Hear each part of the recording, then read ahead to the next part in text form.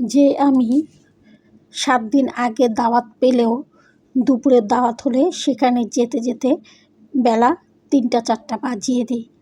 আর আজকে সেই আমি বেলা 1টার সময় দাওয়াত পেয়ে 3টার মধ্যে একদম রেডি হয়ে দাওয়াতের উদ্দেশ্যে চলে যাচ্ছি। অবাক ব্যাপার, তাই না? ছোট বোনের বাসায় ও আজকে দুপুরে আমাদের খেতে বলেছে, তাই যাওয়া। আসলে প্রধান আকর্ষণ হচ্ছে এই পিচ্চিটা, এই দুষ্টু জুম্মন কসাই। ওকে দেখার জন্যই মনটা কদিন ধরেই খুব আকুপাকু করছিল। আর আজ যেই একবার আমার বোন ফোন দিয়ে শুধু বলল, বাবু আসবে আজকে বাসায়, দুপুরে একসাথে খাবো, ব্যাস সঙ্গে সঙ্গে কোনো নিষেধ নেই, কোনো বাধা নেই, একদম রাজি হয়ে গেলাম। মানে মনে হচ্ছে যে অপেক্ষাতেই ছিলাম যে ও কখন একটু ডাকবে, কারণ ছেলেটাকে অনেক দিন ধরে দেখি না। এই পিচ্চিটাকে দেখার জন্যই ওদের বাসায় ছুটে গেলাম। 2 ঘন্টার নোটিশে বেড়াতে যাওয়া। তারপর আর কি, যাওয়ার পরেই দুপুরের খাওয়া একদম গরম গরম ভাত তরকারি, সে এলাহি ব্যাপার। এত শর্ট টাইমে ও যে এত রান্না করবে অবাক হয়ে গিয়েছি। এবং রান্নাগুলো কিন্তু খুবই মজার হয়েছে। ভর্তা ভাত সবই ছিল, ঘন ডাল কী নেই। খেয়ে তো খুবই মজা পেলাম। তারপরে আড্ডা গল্প গুজব, বিকেলের নাস্তা। এরপর দেখি সে রান্নাঘরে যে রাতের রান্নার প্রস্তুতি নিচ্ছে, যেটা কিনা আমাদের প্ল্যানের মধ্যে ছিল না। কারণ আমাদের প্ল্যানটাই ছিল যে আমরা যাব, গল্প গুজব করবো, আড্ডা মারবো, বাচ্চাটাকে দেখব, তারপরে সন্ধ্যার পরে বাসায় এসে পড়বো।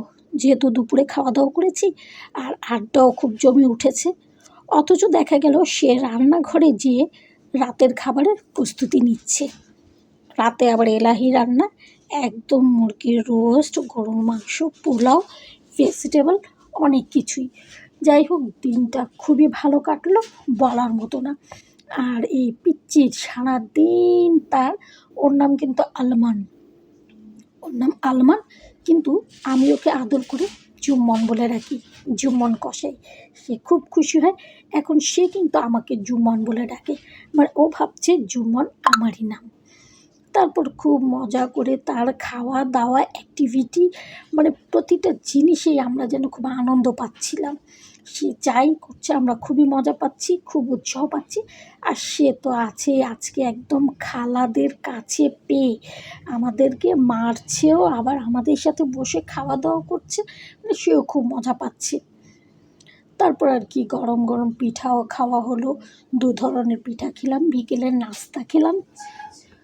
মানে আসলে হঠাৎ করে এতটা যে ভালো লাগবে এটা বুঝতেই পারিনি। তারপরে রাতের খাবারটাও সবাই মোটামুটি খেলাম, কারণ একটার পর একটা খাওয়া হচ্ছে। এরপরে বাসায় আসার পালা। আর যখনই সে টের পেল যে আমরা সবাই এখন বিদায় নেব, সে করলো কি, যে দরজার কাছে দাঁড়িয়ে থাকলো। কোনো রকম সে তার স্যান্ডেলটা তো খুলবেই না, ওদের সাথে সেও বাসায় আসবে। তারপর আর কি অনেক কান্নাকাটির পর, অনেক কিছুর পরে আমরা তার কাছ থেকে বিদায় নিলাম। এবং মনটা আমাদের খুবই খারাপ হয়ে গেল যে সে যেভাবে আমাদের জন্য কাঁদলো, এতে করে আমাদের সবারই মনটা ভেঙে গেছে। আহারে, আসার সময় এভাবে কাঁদলো ছেলেটা, খুবই মন খারাপের ব্যাপার। আর কি, দিনটা ভালো কাটলো এ পর্যন্ত।